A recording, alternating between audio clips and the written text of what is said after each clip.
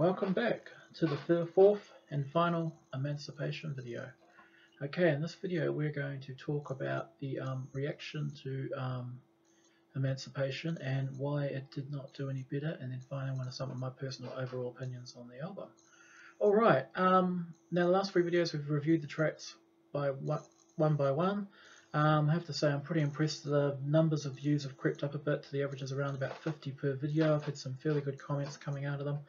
And overall, first of all, we're going to talk about the initial reaction to the album. First of all, I'll mention some chart placings. As you've seen in the slideshow, I've thrown all the singles. Now, the album was officially released on the 19th of November 1996 and entered the American Billboard charts. It got all the way up to number 11 and spent an impressive 21 weeks of the charts, which is actually quite good. However, most of the time it seemed to be dropping from that peak spot of 11. It entered quite highly, peaked at 11, then started to drop quite quickly. It did even better on the R&B charts, getting up to number 6 and spending 26 weeks in the chart. It would be the very last time that a Prince album would do so well until 2004 with Musicology and 3121 also doing fairly well. Overall, there were 3 singles released from the album. In the UK, it also did fairly well. It got up to number 18 in the British charts, spent 6 weeks there. Number 13 in the Netherlands charts and spent 10 weeks there. France number 9 and only spent 4 weeks, so it went up and crashed very quickly. In Canada, the album went gold. In the USA, as we all know, the album went double platinum. However, there was a joke that because 750,000 copies were actually issued and made, because in those days each album counted as 3 separate albums and therefore counted as 3 sales. So actually that was 2.25 million copies. In reality it was 750,000 sets, and apparently only 445,000 sold. 300,000 were returned. It was like the joke they made about the Sgt. Pepper's Lonely Hearts Club Band album. That's the 1978 disco album, not the 1967 Beatles original. They said it was the only album to ship to ship gold and return mega platinum, that type of thing. So it wasn't actually that big a hit. It received its 2 times platinum award on the 7th of February 1997, just 3 months after it was released. Okay, now we had singles. Okay, there were 3 singles released off the album. By far the biggest hit single was, I'm just trying to find it, was Betcha by Golly Wow.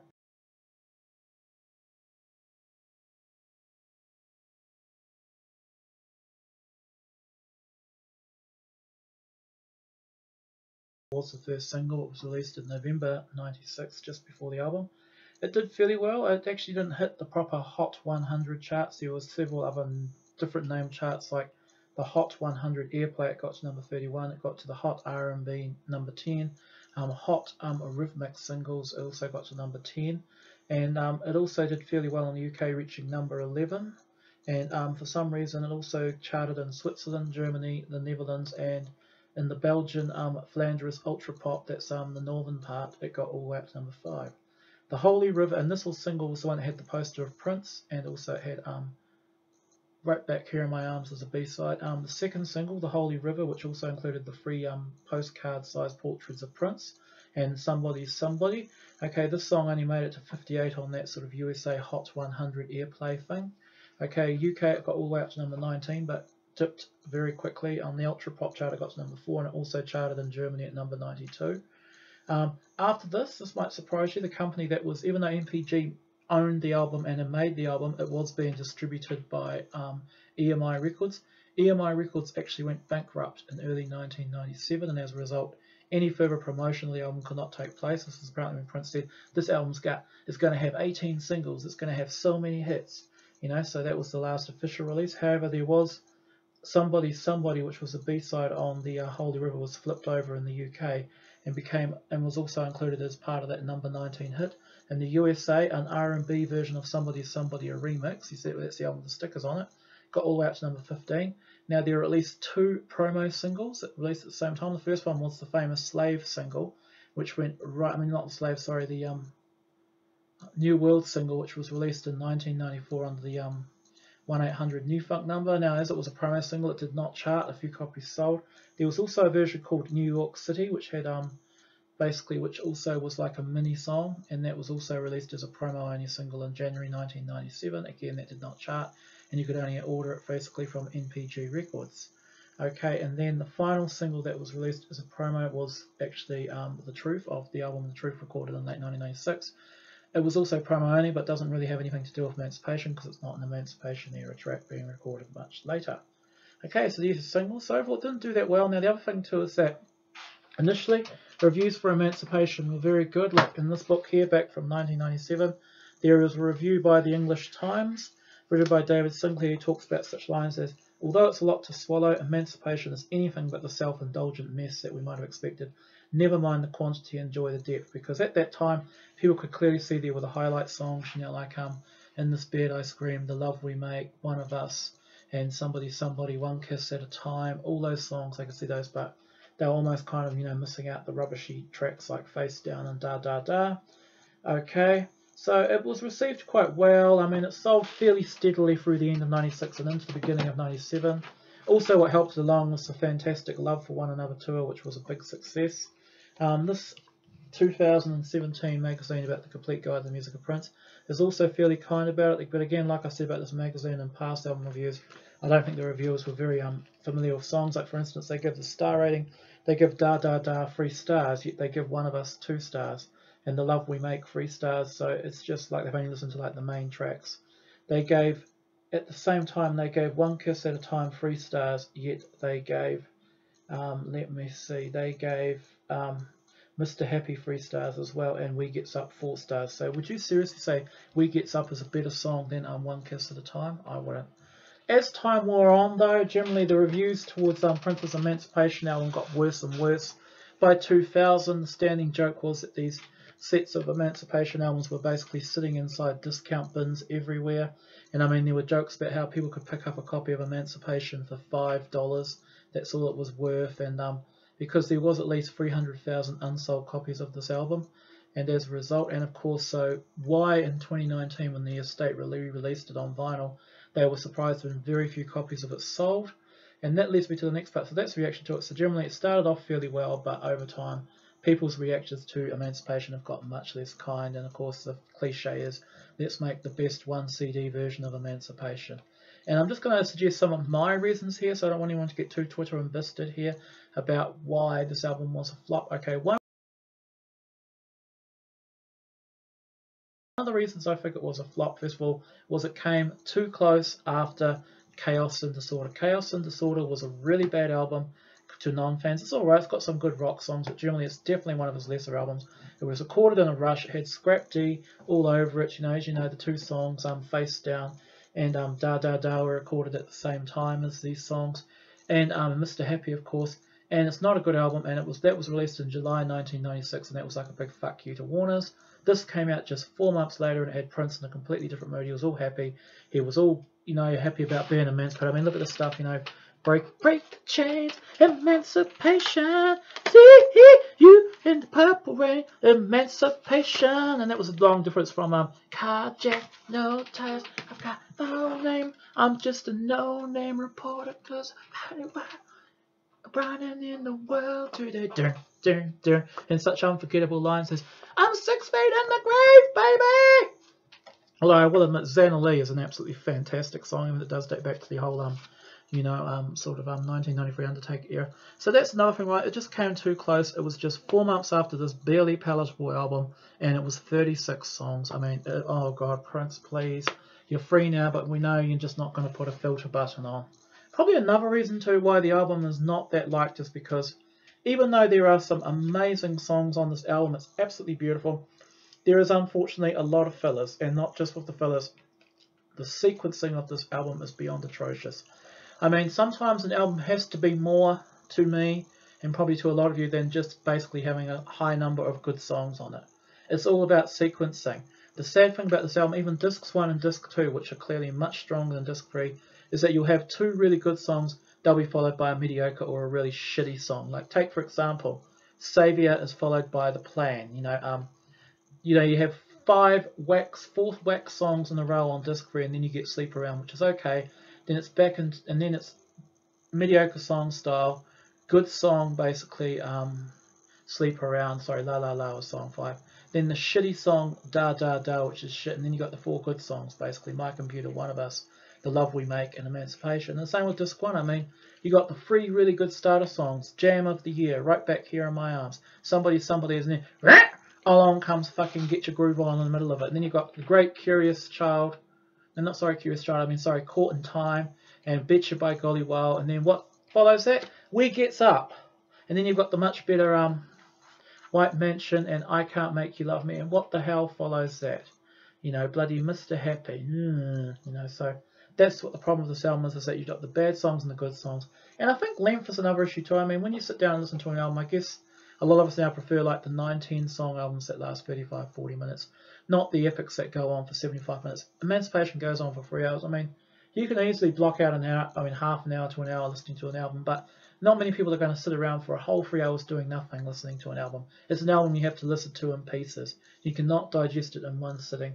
And also, a lot of times too, when you want to listen to a really good album, you want to put it on and leave it. You do not want to be getting up every 10 minutes to push the skip button because fucking Mr. Happy or Da Da Da comes on or the plan comes on. So that's another reason too why it hasn't aged well. I mean, and the sequencing is atrocious. I mean, you get a basic thing. I mean, like I said, disc 1 is definitely all the pop and general stuff. Disc 2 is all the soppy ballads. And disc 3 is just the whatever, you know, throw in the kitchen sink. And I think that's the problem. And also, I mean, generally when you've got musical albums, you've got consistently good albums like Sign of the Times, 1999. And you've got consistently awful albums like New Power Soul. And in my opinion, The Rainbow Children and Planet Earth. And just really mediocre, and of course, you know, mediocre albums like that. But Emancipation, you've got the mixture of really good album and really shit album, basically. So that's another reason why I think it puts people off a bit. And probably another thing people were put off by it too is that Prince was basically living a lie at the time. I mean, Prince did the interviews for this album making it sound like, you know, that Mighty and Baby were both happy and well. You know, his life had changed. He was going to have these children. He was a changed man. He'd given up the philandering. He was going to settle down. He was going to make album after album of quality music and love his family. In reality, Baby Amir was already dead. Mighty was basically inconsolable. According to this book, I mean, Prince had been drinking and taking pills, and he had fired the Mojica sisters, and all this other crazy shit was going on at Paisley Park in '96.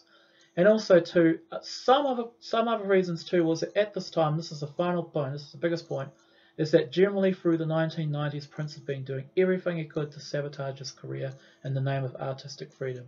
Artistic freedom is fine, but there is a point. Throughout the 1980s, when we talk about Prince, I mean, his music evolved from album to album, or at least to Lovesexy. Okay, Batman and Graffiti Bridge were the first times we really questioned his quality and his level of genius. I mean, the fact that a song like Lemon Crush could go on a Prince album really just made us question the fact maybe, hey, this guy isn't as great as we all thought after all. But through the 80s, Prince was evolving. He was putting out album after album music. His craft was evolving.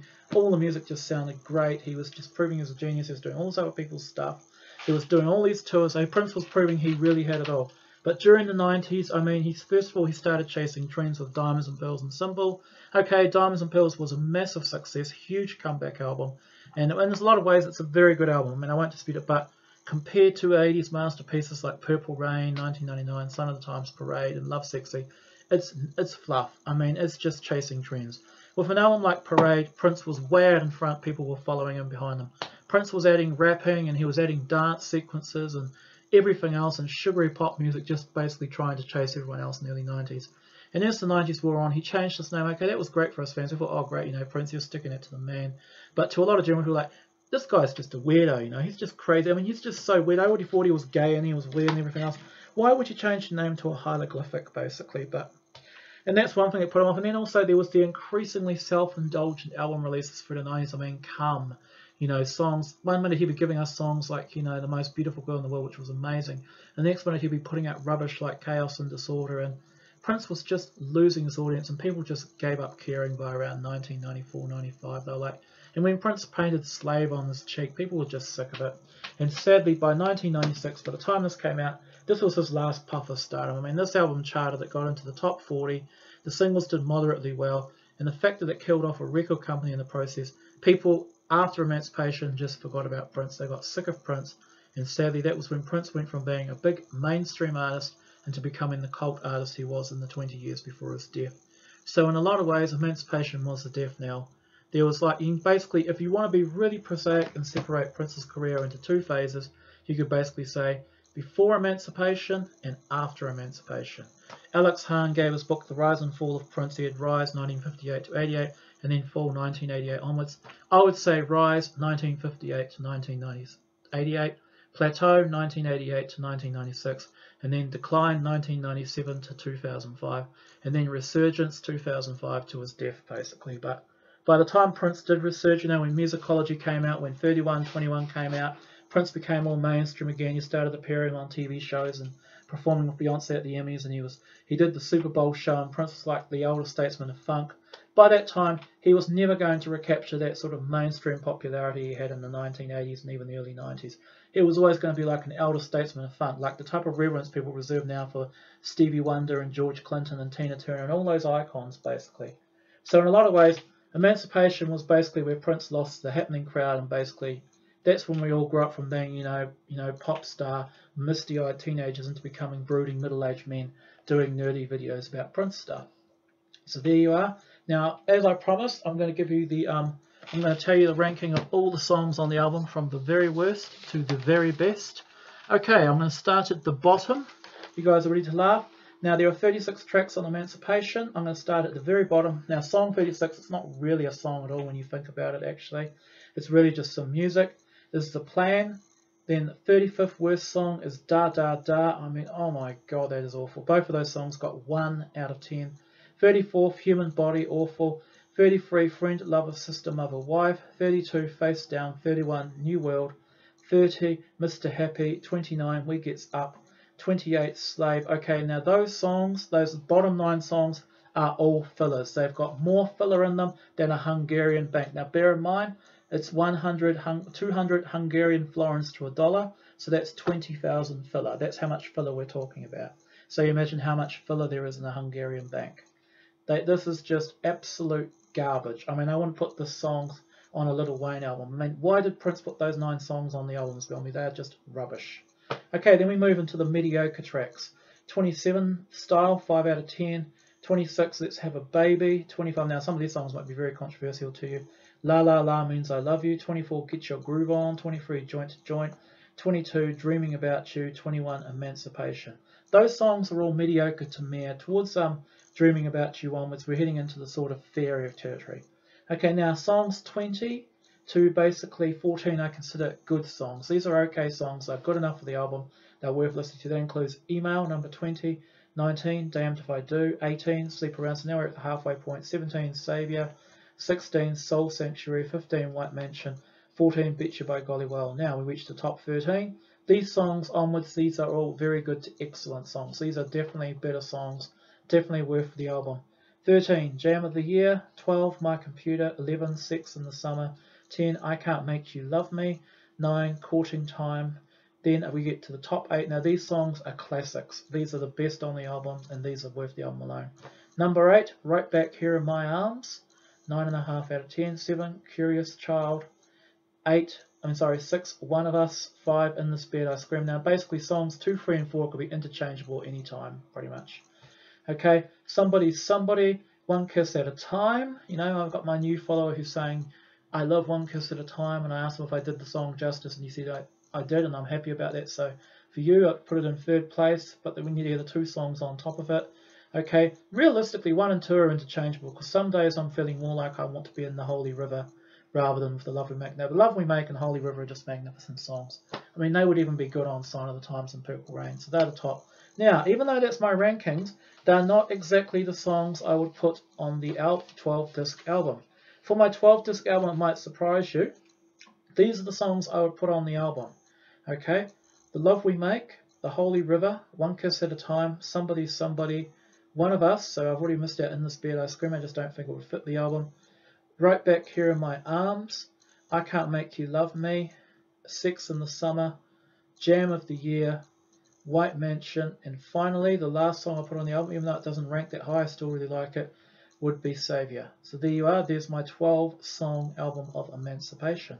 So I conclude the project for you, and I hope you're all well during this lockdown, and everyone's feeling groovy. Have a wonderful Easter, and let me know in the comments what songs you would choose.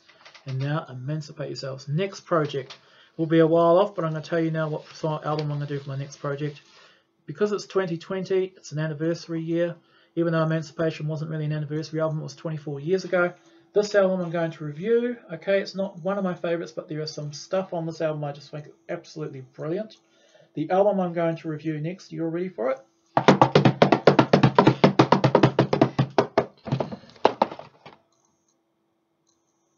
Graffiti Bridge, everybody.